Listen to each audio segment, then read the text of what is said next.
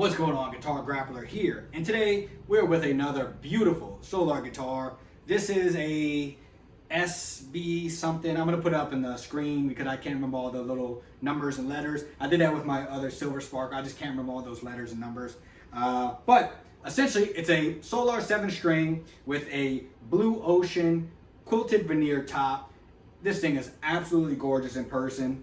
You know, I like more loud guitars like the Sparkle, and then you may be able to see my slime green Jackson. I like that loud colors. This is much more classy and not my like go-to. However, I really like blue and black together, and I kept looking at it, man. I was like, dude, that is such a nice looking guitar. So eventually I pulled the trigger on it, and after buying that one and falling in love with the silver, I said, man, it would be nice to have a backup. And if I play live, I only have one 7-string, and it has the Godo on it. So if a string pops, it's like you kind of need a backup guitar. It's a good excuse to get another one.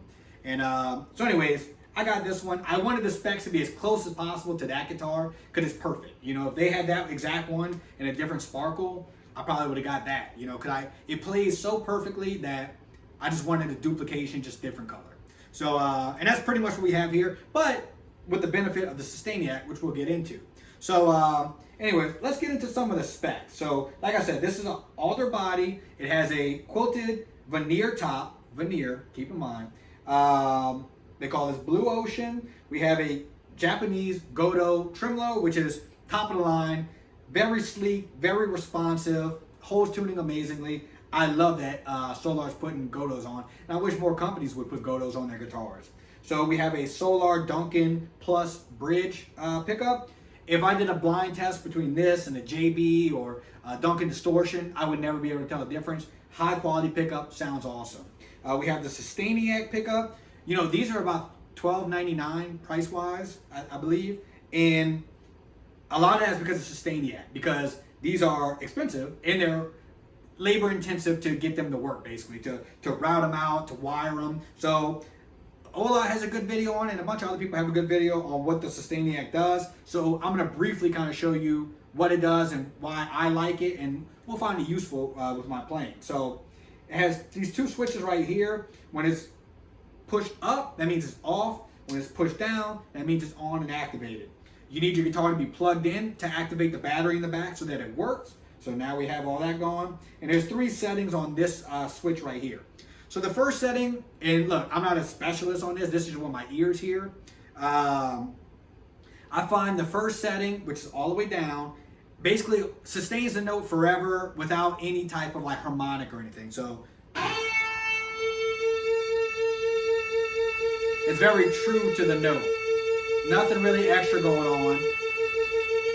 And now we'll go on until the battery runs out. So now we're going to go to the middle position, and this is where I like to keep it because I feel like it adds a little bit of a harmonic to it, and I like the sounds, like a nice bite that I like. So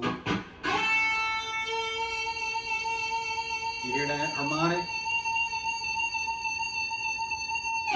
So I like that little bit of harmonic. It just adds a little bite that I like. It's like pretty metal sounding.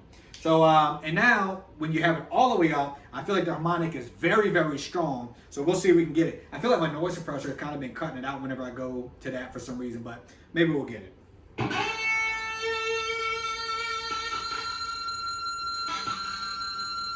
So you hear the harmonic, like I lost a note. Right?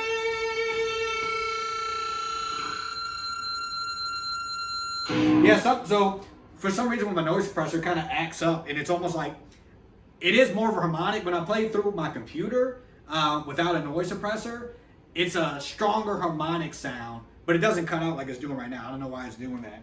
But once again, I really don't use it on that setting.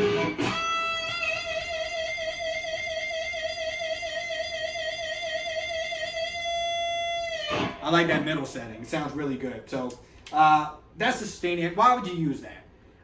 Mostly, obviously to hold the note for a long time, but I feel like if I'm playing live and I'm playing a solo and my solo ends and then the next riff comes in, while the other guitar player is playing the next riff, sometimes I want to hold out that note for a long time.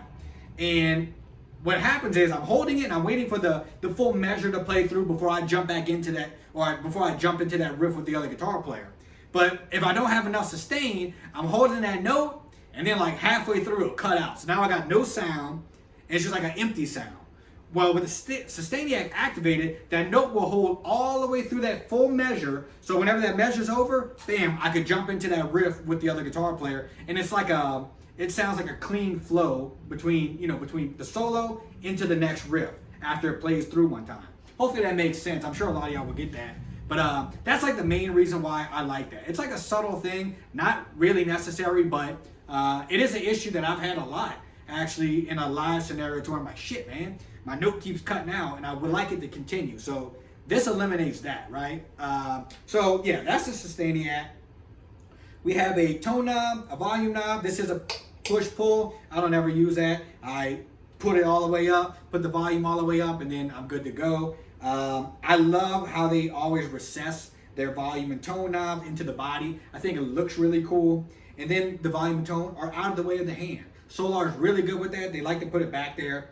I love the ESP Horizons, but man, the volume knob is like right here. And I'm like, I mean, obviously a lot of people play them, but it just seems like it's more of a hindrance to people than the benefit. I know people do volume swells and stuff, and they want it to be close, but this right here is perfectly fine in my opinion.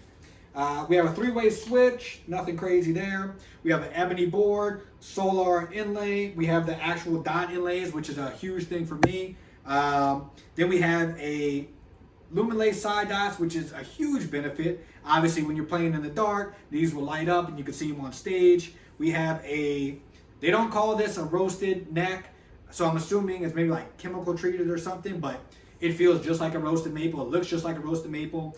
Very, very nice neck. Very, very comfortable. It's a C shape. I mean, it feels like this natural, whatever type of neck they have with the C shape is like, it's perfect. This is perfect for my hand and a 7-string, you know? And once again, another reason why I bought this, because I like that one so much, I had to have another one with this exact neck on it. So what else do we have? This is what they call a reverse headstock, because their regular headstock is actually reversed. So this is like an inline reverse. It's made in Indonesia. We have solar locking tuners on the back. What else can I say? Yeah, if you look at the back, obviously they don't have the quilted on the back. It's just like a kind of like a blue fade. We have it's a bolt on with the 5 bolts. You get perfect upper access, upper fret access, because it's like it's very like contoured. We have our battery pack. I mean, yeah, that's about the bulk of the specs. So I will say, so when they sent this, also the strings were 9 to 52 for some reason, because on that one they were 9 to 62, and for drop B I feel like 9 to 62 is like perfect. So I felt like the strings were very loose when I got this. So I changed the strings out when I got them, which always sucks when you first get a guitar to have to change the strings, but it's not that big of a deal. And they set up their guitars at Solar perfectly to what I like. So aside from changing the strings, it was like the string height is exactly where I want it to be. So I just had to change the strings, make sure that the tremolo was straight and even. All my guitars have Floyds, or like Godos or whatever, so like I'm so used to it that it really doesn't take me that long. Sounds like somebody just started cutting their grass, so sorry about that. But yeah, amazing guitar. I couldn't recommend it anymore, you know. What else can I even say about it? Oh, so here's some negative. This is my only negative that I have.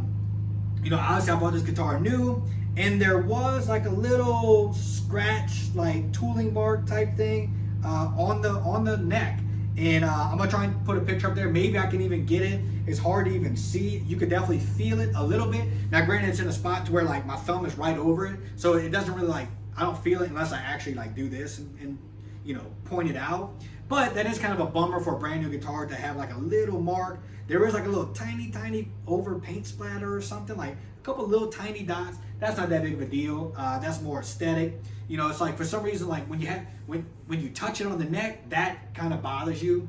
But luckily it's very faint, very small, but it's there. You know, so I wanted to bring that up in this video for if you buy one, that is a possibility that could happen, you know. I don't even know if it's enough to even call it B stock because it's just so tiny, but I don't know. It is unfortunate. And another thing too is for some reason on this one and on that one, where the nut is, it's like, it's hard to explain, but like some of the paint is chipped away. It is very minor, but on both guitars. So whatever process they're using when they're putting the nut on, I don't know really what you could even do to make that happen, but it's on both guitars, and I'm gonna post a picture of that too. Once again, it's so faint that it's not that big of a deal, but just something I noticed on both of them. So I want to give people proper expectations. Now, for this to come all the way from Spain, it got to me in a few days. Like, it is very fast for them to ship guitars. So, and they package them very, very well. So that tells me that these tiny little issues happen in the factory and they just miss quality control. You know, and maybe they did. Maybe they saw them. It's within their regulations of saying, you know what, that's still good. And honestly, I would kind of understand it because it's not that big of a deal. But you know, it's very likely I'll have a third solo at some point in time. You know, if they put out another 7-string that's like kick-ass, it has inlays, a nice tremolo system. I really want one with Fishmans next time. I'll probably have another one because they're making very high quality guitars at a very good price, and I couldn't be more happy, you know. So yeah, I appreciate you watching. Keep on shredding.